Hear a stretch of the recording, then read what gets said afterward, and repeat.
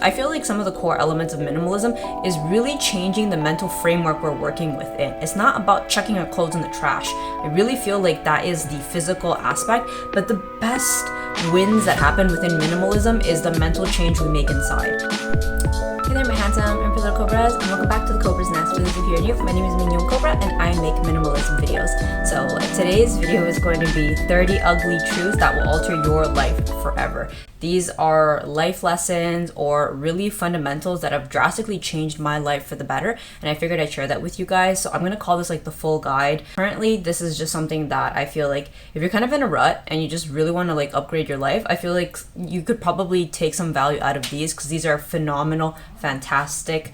And I feel like I'm in a rebirth era right now, and I kind of wrote these down for myself, and I figured I could share that with you guys. There's going to be no fancy b-roll in this video. This video is like podcast style. If you want to listen to this while you're like washing dishes or doing something, I think this would be really good because I feel like some of the core elements of minimalism is really changing the mental framework we're working within. It's not about chucking our clothes in the trash. I really feel like that is the physical aspect, but the best wins that happen within minimalism is the mental change we make inside. So without further ado, let's just get into the video. Let's get it. Let's go. Whew. So I do have a book on minimalism. For those of you who are curious, you can definitely check it out. I have the link down below. You can purchase it on Amazon if you're looking for a nice light summer read. But if you don't feel like checking that out, no worries. Everything is on my YouTube channel. But if you just want to look a good read, you can definitely check that out. Coming in strong at number 1, everyone is shallow. Everyone is shallow is one of the more painful, ugly truths of human nature that I learned from a very young age. From a very young age, I quickly learned how cruel the world is if you are not good looking. Now, I'm not saying that everyone is shallow, and I'm not saying that looks are the most important thing, but unfortunately, looks are disproportionately valued. The modern gen does kind of understand this. I feel like in my gen, there was this whole narrative that looks were not that important, that it's what's on the inside that matters. And while I do agree with that, it robs you to think that looks are not important. I think that's a very naive take. And if I ever had children, I would definitely let them know that looks are disproportionately valued in society. And that's an ugly truth that I think could help set a lot of people free. And I know it's really unfair because looks to a certain degree may not be something you can or cannot fix, and I put this in quotes. But something that really helped alter my life was realize that it could be an advantage that could definitely help you out in life. I make these videos for my Cobra babies because I think of us as close. I think of us as like a mutually beneficial relationship. Like if I give out good facts, good advice, you guys come back. And so that helps me, helps keep my channel afloat. So I'm obviously going to do my best to help you guys because helping you guys makes you come back and then helps me. So we all win here. So I'll do my best to be completely raw and honest. And maybe some of these things are personal opinions, narratives that you may or may not agree with. But when I realized that everyone is shallow and it's not really their fault and it's just human nature, I realized I really had to take advantage of that. And you guys have seen a lot of my pretty privileged videos, so I have seen the difference between the night and day contrast that it is to be treated differently. And it is unfair. And you know, actually, I actually got this tip, actually not from a woman, but actually from a man. So you guys know that I'm a big fan of Mr. Money Stash, and he was like, salads and barbells, way into your 40s. And this is coming from a man, like not even a woman. Like it's already harsh enough to be in a woman's world, and yes, we are judged so harshly for our physique and our beauty, but this is coming from a man who realized that he would be treated better if he had a great physique. So if this is already coming from the voice of a man who lives in a patriarchal society, I think that that kind of shows the extent at which women are that much more harshly treated. But on the flip side, you might also think of it as, why not benefit from pretty privilege? I think that's kind of the conversation I'm trying to have. I'm trying to kind of say that these are ugly truths, but how could we use this to win in our life? So I'm just saying that, like, take care of your appearance to the best of your abilities, not because it's shallow, not because it's whatever, but it's kind of like it can give you a leg up. Like beauty is as valuable as money. It's a currency, it's a commodity, as unfortunate as that is. You see billionaires divorce and women take half their money just because they were the pretty enough chick that they married. So why don't we use that to our advantage? Why don't we use that commodity to help ourselves? How you may use that, I don't know, but all I'm saying is if you can understand and accept that everyone is shallow, not like an inherent evil, but it's something that is just knowledge, and knowledge is power, try to use it to your advantage because it is actually a very valuable currency if you have beauty on your side, aka the whole pretty privilege trend on TikTok. Okay, coming in at number 2. Money doesn't buy happiness is something you can only afford to say once you have money. So as somebody who's been on both spectrums of money, I'm not here sitting telling you I'm wealthy as F, but I am definitely substantially way better off than I ever have been in my youth. So I come from both ends, and I can tell you that this whole narrative that money doesn't buy happiness is really something you can only truly afford to say once you have money. Then you start having other problems, or you start having money problems. And yes, it's true, money doesn't solve everything, but money makes life so much easier. So I think the advice that I could give you, like you and me as besties, is that like don't listen to any of that nonsense. I think that it is important, and there's nothing wrong with chasing money and wanting to be financially comfortable, to be in a place that's financially secured. For me personally, that's something that I work towards, and I think that's the advice that I could give my little Cobra baby. I don't think it's healthy to buy into this narrative that like money is evil and money is inherently bad and all of that, because if you think about it, what is money at the end of the day? Money is just an exchange of goods. It's service, paid service. You did service for someone else and you got paid for it, so there's value in that. The more money you have, it's because you are that much more valuable to society, generally speaking. Nobody's gonna hand you free money. Like, you get money because of the value you provide to society in whatever way that may be. So I don't see the point in villainifying money. I think it's just one of those ugly truths that money doesn't buy happiness is just something made up to keep the poor man down. I don't know. I just, sometimes you start to question these narratives and you start to think like, where did this come from? Like, who's spouting that kind of nonsense? Life is so much better with money. Okay, coming in at number 3, big outcomes are determined by the small, mundane decisions. And I didn't really understand this as a kid, because I didn't have a large enough time horizon to really understand how this really implicated life. And I think the best way to kind of illustrate that is that, like, say somebody saves a little every day versus somebody who never saves every day. Every day may seem the same on the surface level until one day it doesn't. One day that person, when asked how much do they have in their bank account, it's like, yeah, like I have $250,000. How much does that person have? Maybe a quarter of debt. I really didn't understand this concept when I was younger, but just really realizing that the little steps that you take today will always pay off. Like, I know that sometimes people think like, oh, all work is in vain. No, everything that you do will always have, all work will never be in vain, whether it be like you learned a lesson or you gained a reward. And I think that that is really important, and that is really key, because the little small decisions don't seem that important. And so, yeah, we may sleep on this, may sleep on that. Let's use the gym example, because I actually think the gym example does a better job of illustrating this point. Say somebody who often goes to the gym and does so for years is going to have a different physique from someone who more often than not makes the daily decision to not go to the gym. Like, every day may seem not that different. You know, this person only clocked in 10 minutes, 20 minutes, 30 minutes at the gym, and this person did not. And on most days, it may not seem that different until one day it doesn't. You see that person who's in their 30s or in their 40s, and they have a baseline of health that that person who never went to the gym never had. And I think that that is really important, because before, I used to think like the little decisions didn't matter. Like, it doesn't really matter. And I used to think it's not life changing until one day it is. Like, the success that you see, and there's a Chinese saying, it's called 10 minutes on stage is 10 years off stage. Like, you practice 10 years to play the piano, to play a piece on the stage for only 10 minutes. What you see behind the camera, behind, it's kind of like that book, The Outliers. It takes 10,000 hours of practice to be a master or an expert in your craft. So do not discredit the small, mundane decisions, because they are the foundation of what your success or lack of success will be in the future. Quick little commercial break from today's sponsor. Thank you so much to OBY for kindly gifting today's PR package, which I will be unboxing with you guys. So let's get to the unboxing. So the company OBY, they are a sustainable jewelry company. They lab grown all their pieces, so no more digging in mines for pretty little gems. So I'm really happy to share that with you guys, because you guys know that I do my best to be sustainable, minimalism, all that good stuff. So I wanted to share that with you guys. They have kindly gifted me 3 pieces, 2 for me and 1 for William. So I'm going to share that with you guys. I will also share my discount code. My discount code is Mignon25, which is down here for anybody who's interested. As usual, if you are not, no worries. You watching my channel is more than enough support. So that is what the box looks like. We're going to open it up. I will also be showing some B-roll of me wearing it.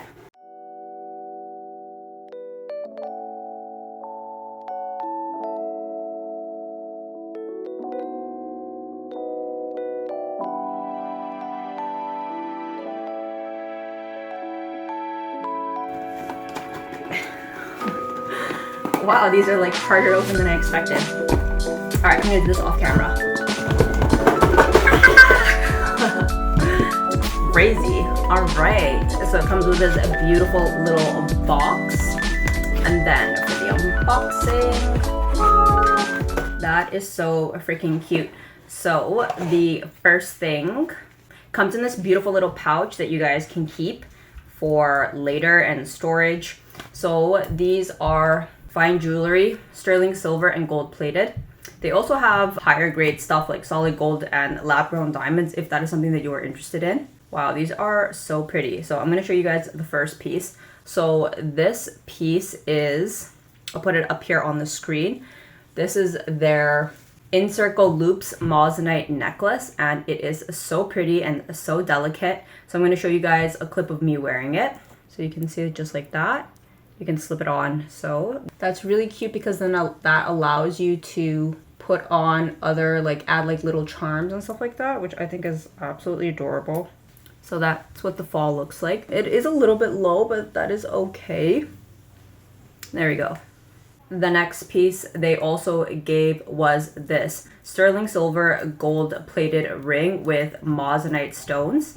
So I'm gonna open that up and I'll also show you guys a close-up because I know it's not easy to see when people put like that. And the other piece that they sent was also a gold chain, a Figaro gold chain, also sterling silver gold plated, which is perfect for Will. Will loves these Italian style necklaces. He does have an actual 18 karat gold necklace, and so I think this will be a really nice like a travel one, so he doesn't have to take his real one when we travel, because you guys know that we travel a lot. So you edit this, right? Yeah. Okay, hard time. All right, take two. Can't put it on, right? Fat finger syndrome, let's go. I know for some reason when I'm on camera, I can't get it on or off. And then when I'm alone, it's like... Fat finger syndrome, take three. If you want, let's switch. You do this one, I'll do that one.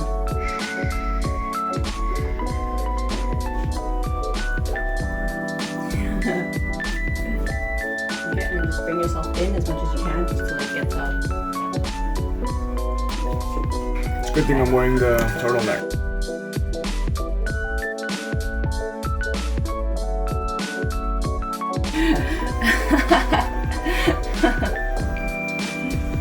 Yeah, boy. I bet. So this is a 6.5, so I'm gonna put it on this finger, and that is what it looks like. Maybe my face is too close. There we go. Bling! So it is a half type, so you can see the front has stones, and then the back it's just the gold, the plating.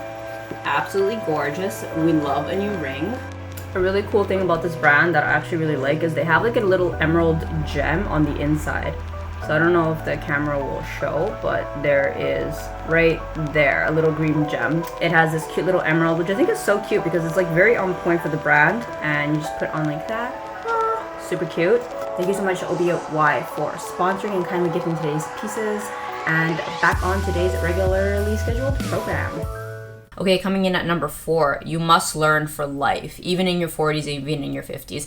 I kind of thought learning stopped when I finished uni, and I really thought that learning only happened if you needed to learn something. Like maybe you did like the company training for like a week or two, and that's really all the learning that happened. And I didn't think learning beyond, I guess, books or school served any function. But the ugly truth is, if you don't adopt the habit of learning for life, you're going to be deeply miserable. And I know that sounds like a really like strong statement, but have you ever felt like where your life is mundane and you feel like your life is going nowhere? You don't feel that when you're learning. When you feel like you're learning, you feel like there's progress. And as humans, we are in love with the feeling of progress. We're in love with the feeling of we're going somewhere, we're moving forward. And you really only achieve that if you have a learning mentality. If you have a not learning mentality, you don't grow and you don't change and you stagnate. And that's just like, that is a really dark and sad place to be. So I really do think that fostering a life of life learning is extremely important. And don't let this idea that like, oh, I'm in my 30s, I'm in my 40s, I'm in 50s, I'm not gonna learn anymore. It's really unhealthy. Like that is like definitely a gateway to first class depression. Okay, coming in at number 5, not everyone needs to follow the script.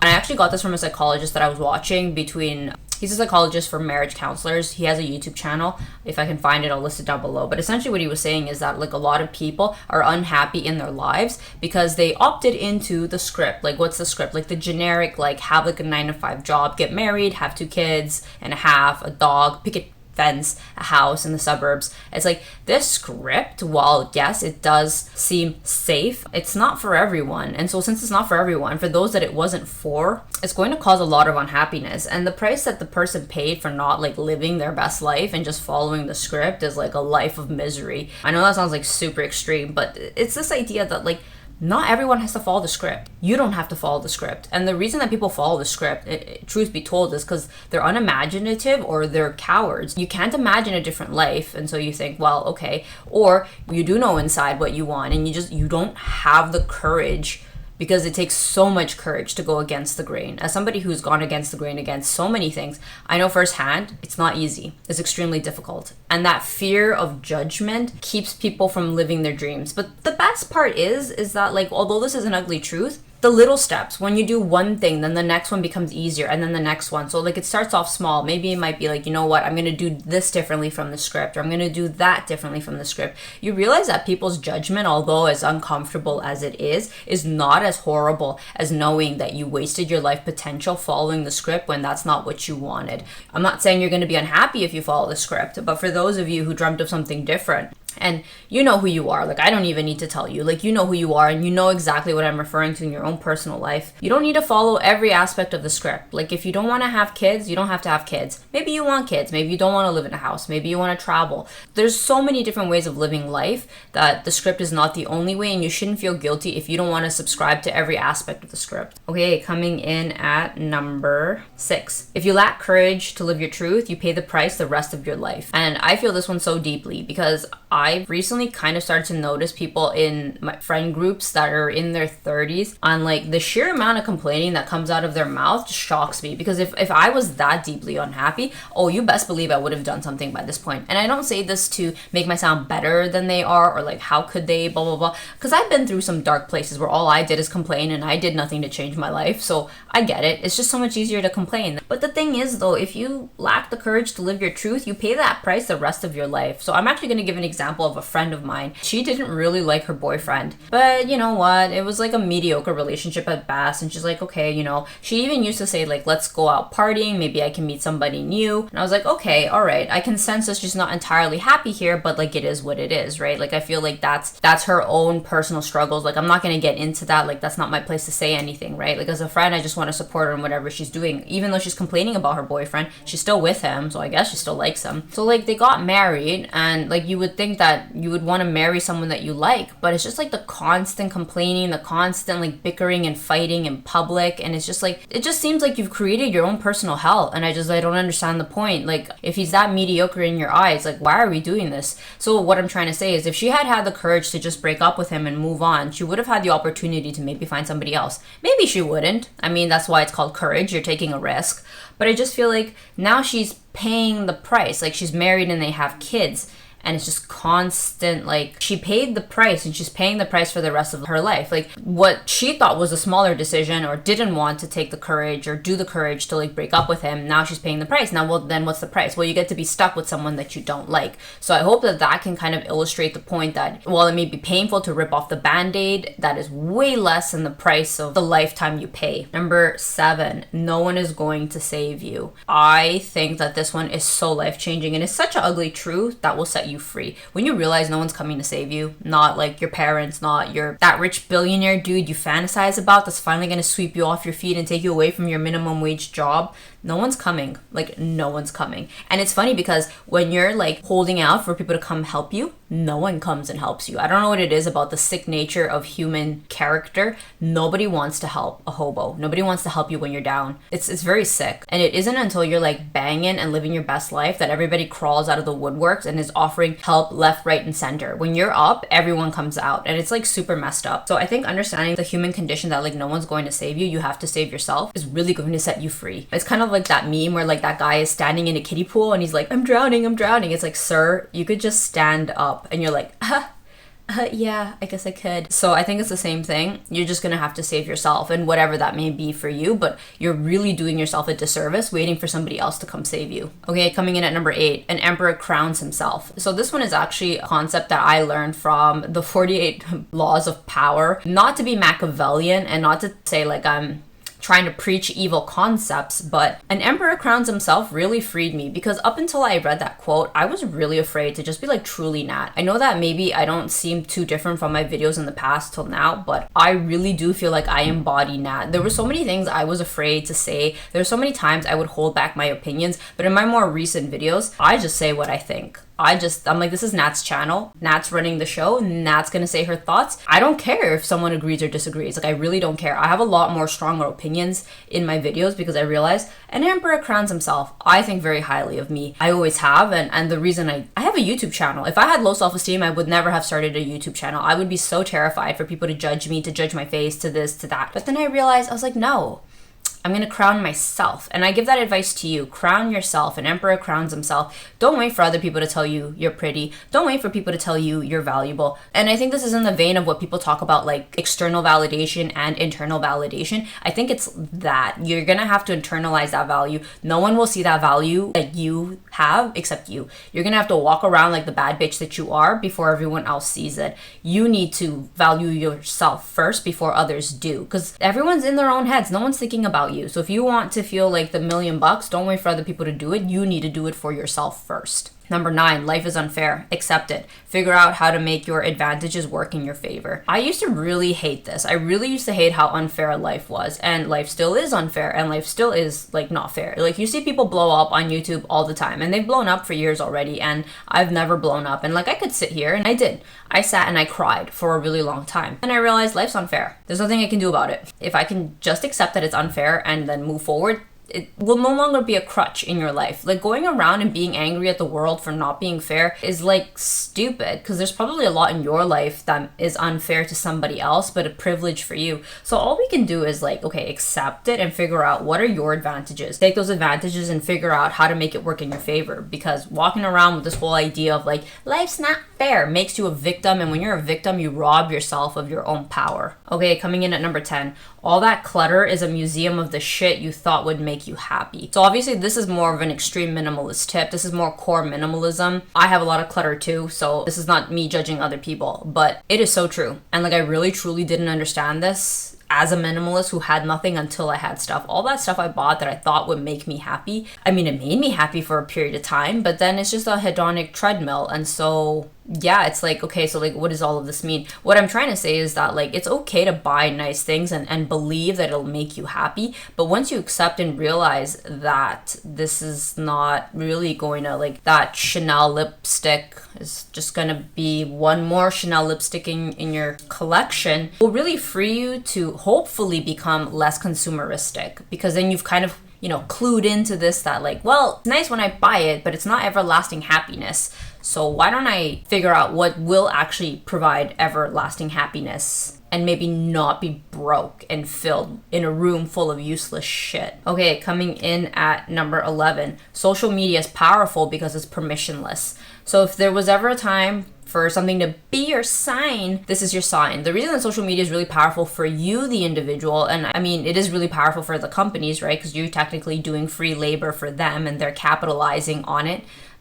But for you, the individual, is it opens a whole world. You know, the most powerful people, one of the tools that they had that the average person did not have is that they had media on their side. So whoever controlled the radio station, who controlled the news, controlled newspapers, televisions, was the ruling class, or whoever that may be, right? You finally have an opportunity to pretty much speak your truth. You finally have a platform to speak your narrative, speak your truth, advocate for yourself. And I think that that's something that's really powerful, because we live in an era where that's finally permissionless. I mean, am I saying social media is easy? No, I don't think that that's what we're talking about. But what I think I'm trying to say is that social media is powerful because you finally have a platform in a way that was never accessible to the average person. So am I saying you need to run out and start a social media account? Maybe not, but we're talking about ugly truth. So I think that you should have a social media presence. I know everyone says be private, la, la, la, la. Yes, fine, But have we not seen all the doors that this opens up to influencers? So if done carefully and done correctly, I feel like social media can be there to drastically and dramatically change your life. Okay, coming in at number 12, who you marry is the biggest decision you will ever make, more than your career. So this is actually something that I learned from Layla Hermosi. This is not a statement I came up with myself, although I do 100% stand behind the statement. It is so true. Like, as somebody who has 3 careers, I studied neurology, and then I studied education. I'm a teacher, and then I also went to dental school. The biggest and most impactful thing I ever did was actually who I picked to date. And I mean, am I blessed? Maybe. I got really lucky with Will. Will is fantastic. Will is phenomenal. Will is like chef's kiss, top tier. Like, I'm really truly blessed that I have someone so supportive and so kind by my side.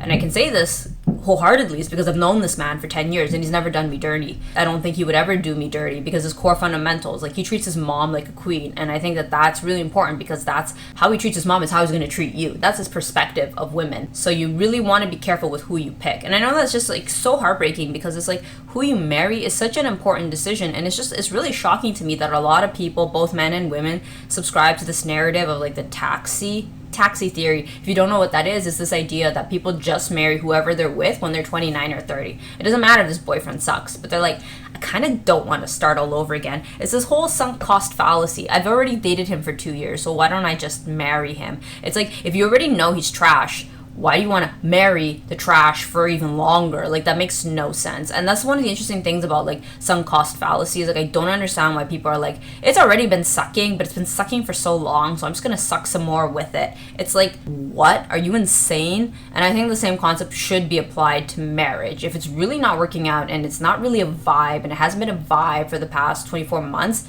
cut your losses and find somebody else. There's like a bajillion million people on this planet. And I know I sound really passionate about it because I have friends who have done that. They just married whoever they were dating whilst complaining about the man the whole time. And now we're complaining even harder now that they're wed. And it's like, I don't understand.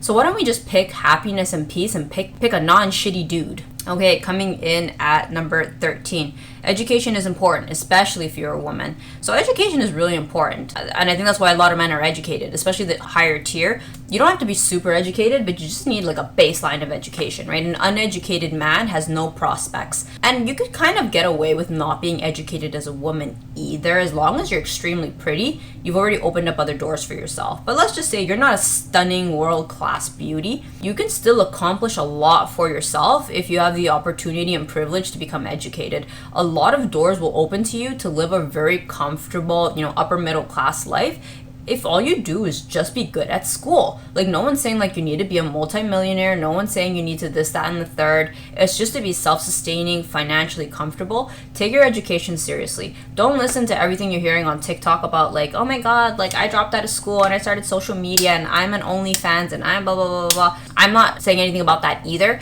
All I'm saying is, consider education as a powerful tool that can help. Be like another tool, right? Like, no one's saying you need to only have a gun. A knife would be good too. It's not one or the other, but education is such a wonderful tool. And I don't think that you can really appreciate how important that is unless you live in a society where you're uneducated. You'll quickly realize how little choice and how little freedom you have as a woman. Okay, coming in at number 14.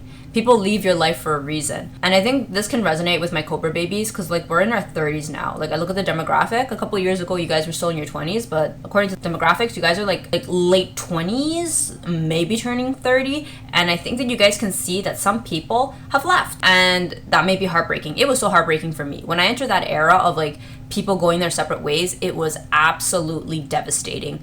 And I was like, is it me? But something that has really given me a lot of peace is that realizing that like sometimes people are a season and sometimes people are just in your life for a reason, for a season. They too have grown and changed, and just because you were friends in high school doesn't mean you still need to be friends later on. And it's not something to beat yourself up about. And I say that because like I beat myself up about it. So now I'm going to give you that piece of advice. If you're feeling a certain kind of way that a certain friendship didn't work out or a relationship didn't work out, it's not that it's a failure on your end. It just means like I've kind of realized that after hitting my head at this issue for 2 to 3 years, I kind of came to the realization that people are exactly where they want to be. They want to be at that. It may seem mediocre to me, but that doesn't mean that that's not where they want to be. And so I kind of thing that freed me from this was like, honestly, live and let live. No one needs to live the way that I live. I wouldn't want to live like that, but that doesn't mean I need to go out and change them. So instead, I love them, and I just moved on with my life. And I was like, I don't want to look at this anymore. If that's where you want to be there, but like,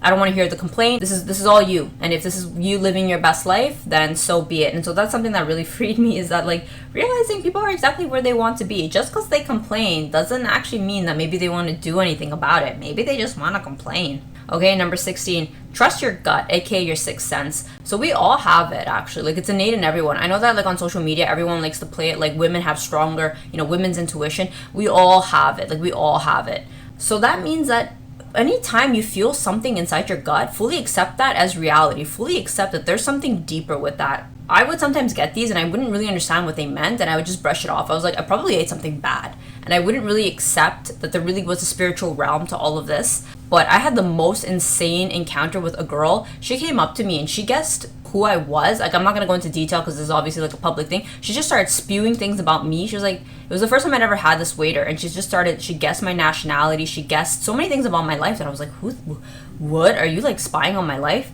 And she was like, no, I just have a really strong sixth sense. I could just tell. And this was like from a child. Okay, not a child, but like a young teen. And I was like, that to me confirmed that all those times I felt a certain kind of way about something, and I couldn't put my finger on it, and but I just knew. Ladies and men, for the few men that watch my channel, this is your sign to fully accept that spiritual side. It's real and it's true. So anytime you feel a gut thing, never ignore it. Odds are you're probably right.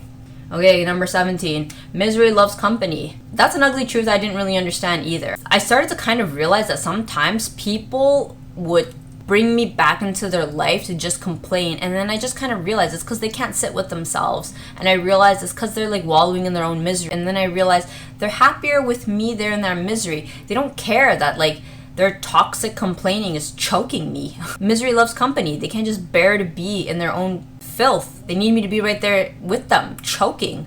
And I just kind of realized, I remember thinking like, if they loved me, they wouldn't do this to me. But I have a lot of compassion for people now, and I've kind of realized that like, honestly, it's just that misery loves company, because sometimes it's really hard to sit with our own thoughts. It's really hard to kind of accept the reality that we've created for ourselves. Sometimes you think like, I'm so far along this miserable road, there's no way I can turn back. Which is not true. We can always change our lives. Like, how many times have women come home or men come home and like their wife or significant other took the kids and the dog and gone, and just like that your life changed in a day. Life can change in a day. So this whole misery loves company is just so unfortunate, but something that now I try to avoid. If I don't feel comfortable with someone, I just kind of distance myself or reduce the amount of time that I spend with them, because it's like they're miserable and the only reason they want me around there is so that we can be miserable together. No thank you. Okay, coming in at number 18, the difference between successful people and very successful people is that very successful people say no to almost everything. And this is not a quote I came up with. So this is from Warren Buffett. And I thought that was amazing, because usually people are compared against, successful and like not successful people. And that's not really what he's saying here. He's saying like, you can definitely be successful, but if you want to really be successful, if you really want to go for like the major gains, you're going to have to say no to everything. When you say yes to everything, you're essentially saying no to nothing. And so what does that mean? It means like, think of like your yeses or your nos as like money, right? If you spend it all, then you don't have anything left over to buy the things that you really want to buy. So when you say no, like, no, I'm not going to take on this stupid project. No, I'm not going to go to that shitty job. No, I'm not going to date toxic guy, toxic girl. You start to open yourself by default to the yes of the good stuff. So it's just kind of having a little bit of nuance, having a little bit of strength to be like, I'd rather go without, like, I'd rather not have it than have something that's subpar, is pretty much this idea. So you start to say no, no, no, no, and it definitely helps get rid of the low-hanging fruit. So all that's left is just better in your life. Okay, coming in at number 19. If you stand for nothing, you fall for everything. And I didn't really understand this until I made a YouTube channel and I really niched down with minimalism. And I feel like I have really struggled with that because I live in a consumeristic society, and it was really difficult for me to kind of like put my foot down and be like, yeah, you know what? Like, minimalism is fantastic, because I sometimes didn't really feel like I agreed with everything that minimalism had to say. Not to mention, it's not the most fun and exciting lifestyle, to be honest. It's definitely a lot of delayed gratification. But I think this idea that if you stand stand for nothing, you fall for everything. If I didn't stand for minimalism, or at the very least have to follow certain lifestyle principles to seem authentic or be authentic in my minimalism journey, I would have fallen for everything. Every marketing campaign ad, anything targeted at me, I would have been like, yeah, Stanley Cup, throw that in. Yeah, more UGG scruffettes. Yeah, more Majov perfume goes, like, throw that in. Baccarat Rouge, hell yeah, like Cartier bracelet. Like, I would just be constantly buying anything left, right, and center. I stood for nothing. But because I'm forced, or not forced, I made that decision to stand behind minimalism, it kind of helped me not fall for everything. And I used consumerism to illustrate that point. Okay, number 20. Your main responsibility is to make yourself happy, not your children's, not your friends, not your parents, and the same thing goes for them. I think our society definitely puts like a big, and I think it's good, and especially Catholicism, you know, put others before you, don't be selfish, it's not all about you, you know, everyone around you, community, be a selfless individual, it'll pay rewards and dividend. I definitely agree with that. Like, I'm not saying anything about that, but I think that if you've somehow lost yourself in the sauce of putting everybody before you and you really don't put yourself, not even like second or third, but really like last, you're doing yourself a disservice. Like, you would never treat someone you love that way. So I don't understand why you think it's okay to treat yourself that way. That's something that really like hit me a lot, especially when I was like balls deep in Buddhism. I was always thinking about how I could make other people happy, like putting everybody else's needs before my own, and like I didn't even water my own garden. And I think you can definitely extend this a little bit further, because it's really not your children's responsibility to love you. You need to love yourself, and it's not your significant other's responsibility. And I think that one's like the key point. I kept kind of waiting for like my ex-boyfriends to like love me more than I loved myself, and it was just robbing me, because no one's gonna love you right the way you want to be loved, the way that you can love yourself. You're in for a horrible time if you're waiting for other people to love you the way that you would want to be loved. That needs to come from you. And I think the same thing goes for them. Like, it's not their responsibility to make you happy. Like, I know it may seem like your children should make you happy, as twisted as that sound, or your boyfriend should love you enough that you don't even have to love yourself, but oh no. You know whose responsibility it is to make you happy? It's you. And that will free you, because you're not waiting on them anymore.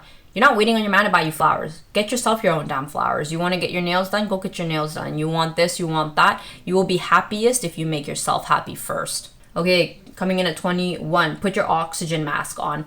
I think that women in our society are kind of taught to be a good woman. You should put everybody else's needs before your own. And I think that we definitely, especially society, has this whole narrative of villainifying, you know, she's high maintenance and she's this and she's that if she takes care of herself. And while I definitely do think high maintenance is making and can make you broke, I think it's the life philosophy that is the champion here. You take care of yourself, you do your hair, you put on makeup, like you feel and work towards making yourself feel like $1,000,000. You need to put on your own oxygen mask. If you give to everybody else and you give none to yourself, you're going to get exhausted, burnt out, and you're of no use to anybody else. And especially when you think about your own mother. When you think of your mother, you're like, I want her to feel pretty. I want her to feel well taken care of. I want the best for my mother. So if you would want that for her, why wouldn't we want that for ourselves? When I think about me and from the perspective of my imaginary children, I'm like, I know that they would want mommy to take care of herself. So that's what I do. I take care of myself for the sake of me and the imaginary children. I know that sounds like nonsense. So I use my own mother as the example. When I look at my mom, I want her to feel well taken care of and well put together, because that's how I take care of myself. So I would want the same for her. And that can only come from her. That can't be me like cheering her on. That needs to come from mommy taking care of herself. Okay, coming in at number 22. Dressing to impress isn't the point. It's respect for yourself. So I've definitely seen this a lot more in like the male, like the red pill community, where it's like real millionaires or real billionaires wear hobo core, and it's like only working class men are dressed in a suit. It's like what? Like what? When you dress well, it's for out of respect for yourself. Like, I think that's the core thing that got missed in all of this. Like, no one's saying you need to dress to the 9 yards, but it's just kind of like, why would you want to dress? Like, I understand if it's like an act of rebellion, but why wouldn't you want to dress nicely? And I understand that also for a lot of women, it's also an act of rebellion. It's like, I don't want to dress, you know, in a dress, and like, I don't want to wear a bunch of makeup. Like, I want to feel free. And like, I totally respect that. But I think it's more the principle of the matter. You should dress to a certain level of standard that makes you feel good. I don't understand this idea of dressing like a bum. And the reason I say that is because I did that. In my extreme minimalism, I was pretty much in my bum era. Like, I was like core hobo. I wore like just like oversized clothes, wore no makeup. I mean, nothing has really changed. For those of you who are listening to this as a podcast, like I'm literally just wearing foundation and mascara and I'm wearing an oversized shirt. But like my point is like you want to dress well and you want to dress for out of respect for yourself. Like when you see somebody like who's down on their luck and they're just dressed like bro, like what's going on? Yeah, when it's like, bro, like what's going on? The clothes reflect that. But when someone is like, you know, killing it and they look amazing, then that's amazing. And I think that is at the core of it. Because like even people who are in their hobo core who are supposed millionaires, there's a function behind it. Like if you look at Alex Hormozy, he wears Crocs and he wears like that plaid shirt, and he was saying like his outfit is like his dream life because he wears Crocs because he goes to parties all the time, so he can jump in the pool and then get back in his little Crocs and he is dry and ready to go. So it's like he's dressed in his best life. He's dressed to impress himself. So I think that it's not about looking at what society says is the dress code, but figuring out what is your dress code so that you feel good for yourself, because like you honestly you owe it to yourself, like out of self-respect. Okay, coming in at 23, stop doing self-harm. Like it only harms you. And for me, the thing that I would do that was self-harm, when I was like in the depths of like my self-hatred and like my eating disorder, I would binge and my stomach would hurt and like I would punish myself. I'd punish myself on the treadmill. I would punish myself by overeating if I didn't meet a certain quota on the weight. And I'm so sorry if that's triggering for anybody, but like I want to be real and I want to be honest that self-harm doesn't do you any good. Like you are better than that. Like you don't have to do that to yourself anymore. And I'll tell you guys a story about a friend that I had. He struggled with addiction and it was just so hard to watch. It would be like he'd have good days and he'd have bad days, and the bad days were just so hard to watch. Like he would just like pretty much like OD on drugs, and it was just like not a good place to be. And so I just think that like if you're doing something that's harming you, whether it be like over masturbation, going on like benders at the pub, cheating on your significant other, even like actual self-harm, even like financial harm, like blowing through money, going into debt, none of that is doing you any good. And I think this is like a stoicism principle that out of respect for yourself, you should never do self-harm. Like you would not harm another, someone you love, you wouldn't harm that way. You should never do that to yourself either. And I think a lot of religions do practice that. Like the whole idea that you would not, you know, commit suicide is because it's there to protect you from pretty much harming yourself. Stop whatever it is that you're doing that's harming you. You don't need to do that to yourself. You have inherent worth, and it's not any of these markers on the outside that say you do or do not have worth. You have worth. Since you have worth, stop harming yourself. Okay, coming in at number 24. If you don't take care of your body and your health when you're young, you will pay for it in your older years. You can't really understand this till you start to get older, and you can't really understand this till you hang out with people who are older, and you start to see that the bad decisions that they made regarding their health, they're really paying the price for it in their older age. And so like I have people who are older in my life that's like the smoking has caught up with them. They have like lung cancer, and the people who never worked out and ate really poorly are overweight. And why would you want to do that to yourself? Like wouldn't you want to be happy and healthy? And so I think that like you really do pay the price when you skip out on going to the gym and when you skip out on eating healthy, and like all those like little small decisions where you think like it's not hurting anybody, like I'm just gonna order more burgers and fries, and I'm just using that as the example. Like if I skip gym, like it's not hurting anybody. Yeah, but like your body is the only home you'll ever live in. It's the only temple you'll ever live in. You would want to take care of it, because like no amount of money can help you buy yourself a new body. At least we don't have the tech to do that right now. Okay, coming in at number 25, it's never too late. Never. Not even in your 40s, 50s, or 60s, as long as you aren't dead. And I think the good example that I can use for this is one that's very common. So for those of you who don't know, the Colonel actually started like Kentucky Fried Chicken in like his way later ages. I feel like it was like in his 50s. So if like the Colonel could do it in his 50s, you know, as a grandfather, I feel like we really don't have any excuse. This whole idea that like I'm too old and I'm too this. I mean, look at Jeff Bezos. Like he didn't get where he was till like way later in life. So it's like this whole narrative that like it's too late, man. It's too late. And it's like, bruh, like you just turned 30. Like what the hell are you talking about? It's never too late. I don't know who needs to hear that. I personally struggled with that. But I'm just here to tell you that, like, honestly, it's never too late. It's never too late to start that TikTok. It's never too late to start the fencing club. It's never too late to write that book. It is never too late. Unless you're, like, dead and handicapped, which is also not an excuse. Like, literally, Stephen Hawking, his body wasn't working. That didn't stop him from, you know, doing all the Nobel Peace Prize stuff that he's doing. Like, honestly, you are never too old, and it's never too late. Okay, coming in at number 26. No one's entitled to anything, to anyone. Understand that. I think that is something that's really critical, and I think that in the context of marriage is really important, because in the context of marriage, we think like, okay, they're married to us. They're chained, they're ball and chained to us. I can just finally be myself. Like, I can just start treating them like crap. Like, it doesn't matter. They can't go anywhere. They can't divorce me. No one's entitled to anything. Like, you're not entitled to love. You're not entitled to another person. You're not entitled to anything. Like, if you want to keep them around, treat them well so they'll stay around. And I think that goes for both men and women. And I think that goes for relationships with people, with friends. Like, you're not entitled to a friendship. If you treat your friend like crap, sooner rather than later, they're going to leave. I think that goes for everything. Like, same thing with a job. Like, you're not entitled to anything. So act like you could lose it, because the truth is you actually could lose it. So if there's something that's important to you, whether it be your wife or your husband or your job or a friendship, never take it for granted. Never mistreat the other person, because that's the quickest way to lose something that's important. Coming in at number 27, look at what people do, not what they say. And that's something that I've always lived by, and is a really ugly truth, because people can easily say, you know, like, talk is cheap. People can easily say, oh this and oh that, and you think like, well, they said so it must be so. When it's like, no, people's behavior will tell you everything you need to know, like absolutely everything. Like, if you're wondering if your significant other is cheating on you, just look at the way that they're behaving. That's the answer. You don't need to ask them, are you cheating? Look at his behavior. He's treating you like horribly. That's your answer. And I say that for many things in life. You don't have to listen to what people say. People's behavior is the true and honest sentiment. So just close your ears and look at what they're doing, and whatever it is question you wanted answered, it's already there, loud and clear in their behavior. Okay, coming in at number 28.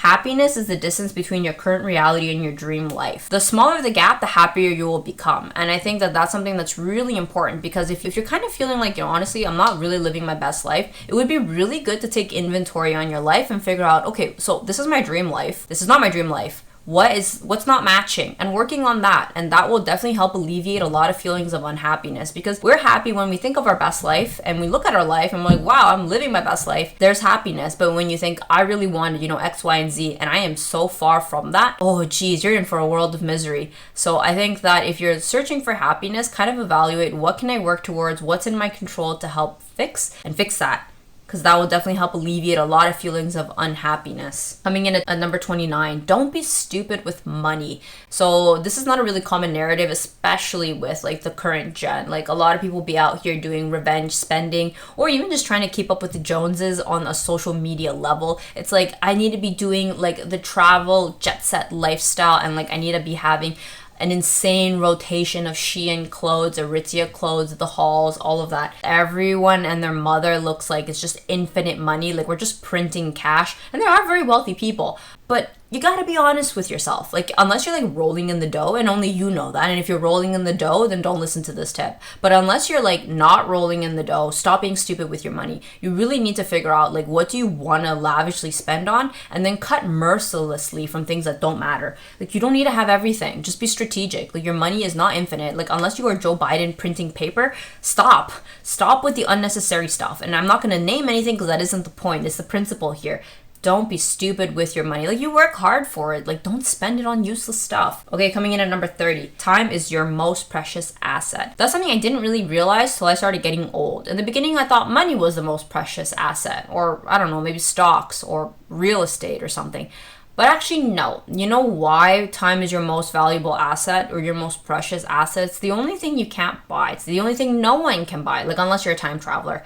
But you could have all the money in the bank, that can't buy you back 10 years. Like, that is very revolutionary and a very ugly truth. And you really don't understand how precious your time is till you start to really realize you don't really have much time and you can't go back. And the reason I say this is because if you need a sign to finally do what you were waiting to do, this is your sign, because you're not getting any younger and you're not going to get more time. And some of our time is not as long as some people think. You think, oh, I'm gonna live until I'm 90. And, you know, obviously, you know, with God's blessings, you will live to your 90, but not everybody gets to live until their 90s. Not some people don't even make it to their 30th birthday. So if you are waiting or hoping or this or that, or waiting for some sort of excuse to do what you needed to do, start. You don't have as long as you think that you do. I mean, life is long, and life can be long, especially if you're living a miserable life. But if you're waiting on something and, oh, it's okay, I'll do it later, I got lots of time, you really should start treating time as your most precious commodity, and everything else is an exchange to buy you time. I'll give a good example. The more money I have, the more I realize I start trading money for time, because time is actually the only thing that I actually cannot buy. So if I can exchange something for a better quality of life,